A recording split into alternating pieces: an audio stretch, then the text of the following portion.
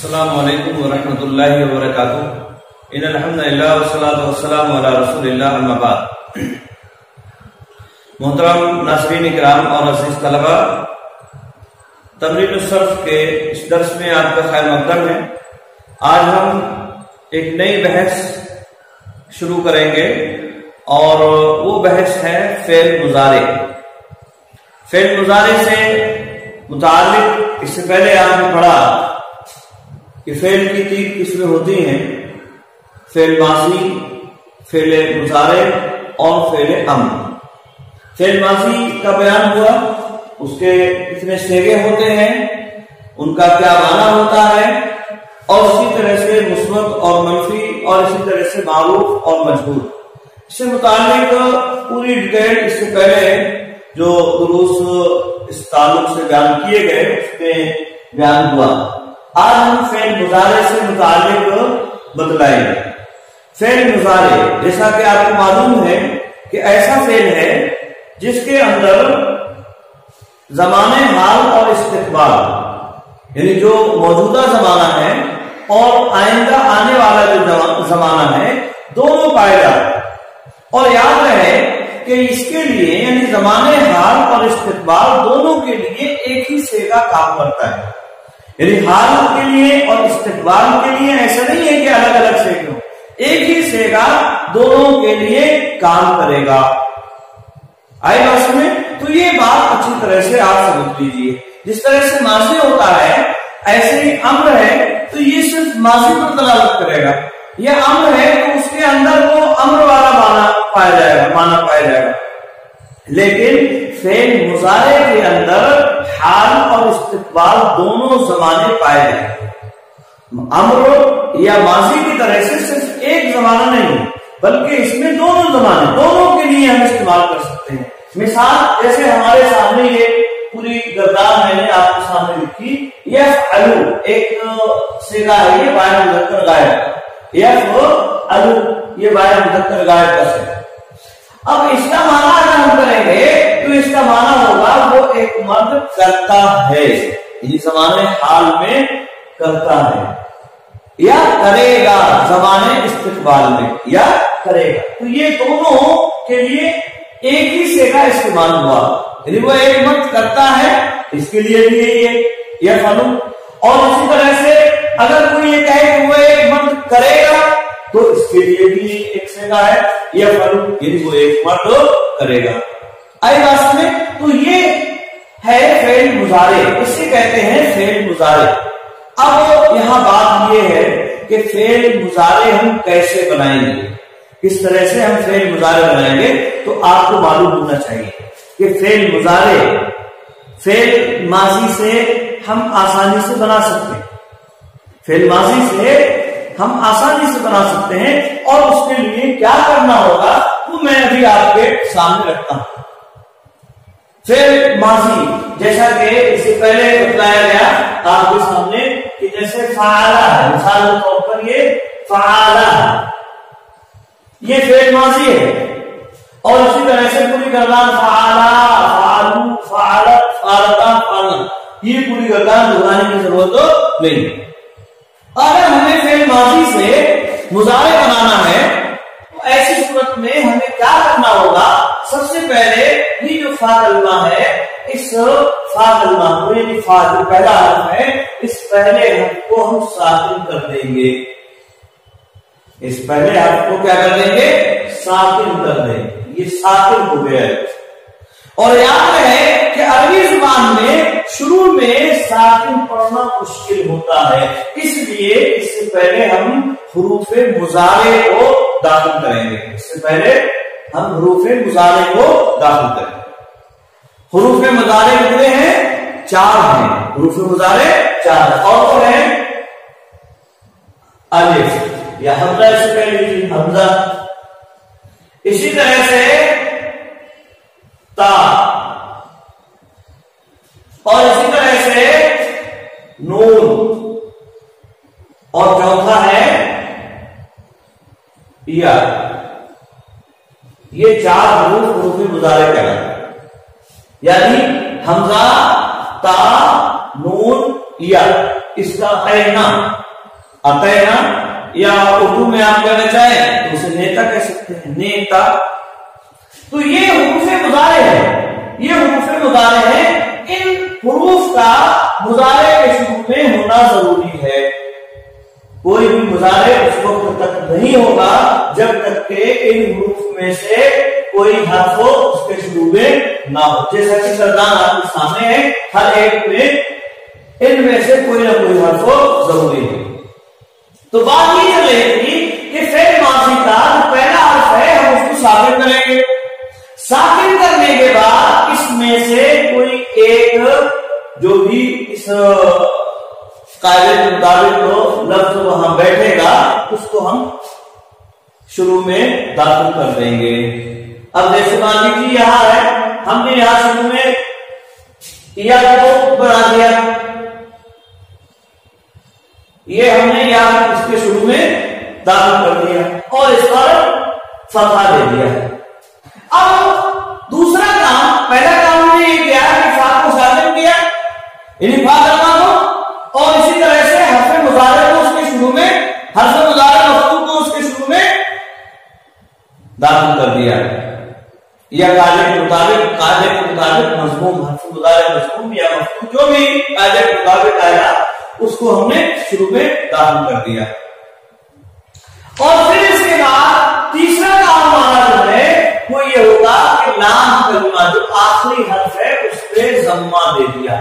کیا دے دیا؟ ضمہ. پیش ہو گیا یفعلو. کیا ہو گیا؟ یفعلو. یہ فعل مضارع واحد مذکر غائب کا صیغہ بن گیا.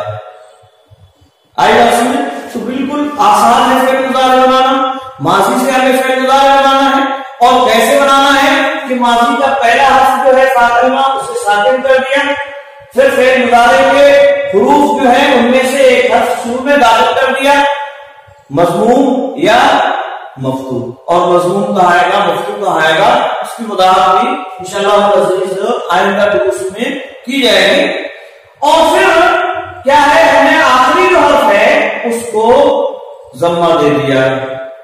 آئی بات سمجھیں؟ تو یہ فعل مضارع بن جاتا ہے، یہ فعل مضارع بن جاتا ہے. لیکن یاد رہے یہ جو ہم نے ضمہ دیا ہے یہ کچھ صیغوں میں ہوتا ہے، ایسا کچھ صیغوں میں ہوتا ہے، تمام صیغوں میں اس طرح سے ہمیں نہیں کرنا ہے، بلکہ کچھ صیغے ایسے ہیں جس کے آخر میں ہمیں الف اور نون بنانا پڑتا ہے. جیسے تسنیہ کے صیغے ہیں، ابھی دیکھیے یہاں مثال آ رہی ہے، تسنیہ کے صیغے ہیں، یہاں ہمیں الف اور نون بنانا ہے، الف تسنیہ بنانا ہے اور نون آخر میں نون مقصور بنانا ہے. اور اسی طرح سے جمع کے جو صیغے ہوں گے ان کے اندر جمع مذکر کے جو صیغے ہیں ان کے اندر واو اور نون بنانا ہے، واو جمع لے کے آنا ہے اور آخر میں نون مفتوح وہاں شامل کرنا ہوگا، جیسا کہ مثال میں آپ کو دیکھ رہے ہیں. اور اسی طرح سے جو مؤنث کے صیغے ہیں، جمع مؤنث کے صیغے، خاص طور سے جمع مؤنث کے جو صیغے ہیں وہاں ہمیں ان میں سے نہ تو ضمہ کرنا ہے اور نہ ہی ہمیں نون یا الف یا واو کرنا ہے، بلکہ نون نسوہ وہاں بڑھانا پڑے گا. یفعلنا جیسے ہم نے یہاں بڑھایا یفعلنا، نون نسوہ ایسے کہا جاتا ہے، یعنی آخر کو ساکن کرنے کے بعد نون نسوہ آخر کو بڑھا دیا یفعلنا ہو گیا. یا اسی طرح سے یہاں دیکھیے تفعلنا ہو گیا، یہ نون نسوہ ہم نے جو ہے یہ ہم نے بڑھا دیا. تو آئی بات میں تو یہ ہے اصل میں فعل مضارع بنانے کا قاعدہ، اور وہ یہ کہ شروع میں حرف مضارع داخل کرنا ہے. حرف مضارع کہاں کہاں کون کون سے آئیں گے تو یاد رہے، مذکر غائب کے جو صیغے ہیں ان کے شروع میں یا آنا ہے، اور اسی طرح سے جمع مؤنث غائب کا صیغہ ہے اس کے شروع میں بھی یہ آیا ہے. گویا کہ چار صیغوں کے شروع میں یا آتی ہے، چار صیغوں کے شروع میں یا آئے گی، اور وہ ہے کون سے چار صیغے؟ جمع مذکر غائب کے صیغے اور جمع مؤنث غائب کا صیغہ. تو اس طرح سے یہ 4 سیگے ہو گئے جن کے شروع میں یا آئے گا اس میں. اسی طرح سے 8 سیگے ایسے ہیں جن کے شروع میں تا آئے گا. 8 سیگے ایسے ہیں جن کے شروع میں تا ہے. اور وہ 8 سیگے کون سے ہیں؟ 2 مونس غائب کے سیگے، واحد مونس غائب اور تسنیہ مونس غائب. اسی طرح سے 6 سیگے مذکر و مونس حاضر کے ہیں. مذکر و مونس حاضر کے سیگے یہ 6 سیگے ہو گئے آپ کے. یہ 6 سیگے اور اسی طرح سے 2 یہ 1 اور 1 2 یہ 8 سیگے ہو گئے آپ کے جہاں ہمیں تا بڑھانا ہے، جہاں ہمیں تا بڑھانا ہے شروع میں. اور 1 سیگا جس میں الف بڑھانا ہے یہ ہے افعال واحد متکلم کا سیگا. اور 1 سیگا جس کے شروع میں نون بڑھانا ہے یہ ہے جمع متکلم کا سیگا. تو اس طرح سے یہ کل ملا کر 14 سیگے ہو جاتے ہیں آئیواس میں. تو یہ ہے فعل مضارع بنانے کا قاعدہ. فعل ماضی سے ہم مضارع کا سیگا بنائیں گے اور اس کا طریقہ یہ ہے. آئیواس میں امید ہے کہ بات سمجھ میں آ گئی ہوگی. ترجمے کی جہاں تک بات ہے تو وہ ایک مرد کرتا ہے یا کرے گا. یہ فلانے وہ 2 مرد کرتے ہیں یا کریں گے. یعنی زمانے حال کے قانون استقبال میں سیگا واحد تسنیہ مذکر غائب. یہ فلونا وہ سب مرد کرتے ہیں یا کریں گے سیگا جمع مذکر غائب. سیگا جمع مذکر. تفعلوا وہ ایک عورت کرتی ہے یا کرے گی سیگا واحد مؤنث غائب.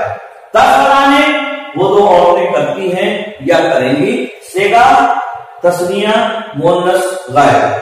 یفعلنا وہ سب عورتیں کرتی ہیں یا کریں گی سیگا جمع مؤنث غائب.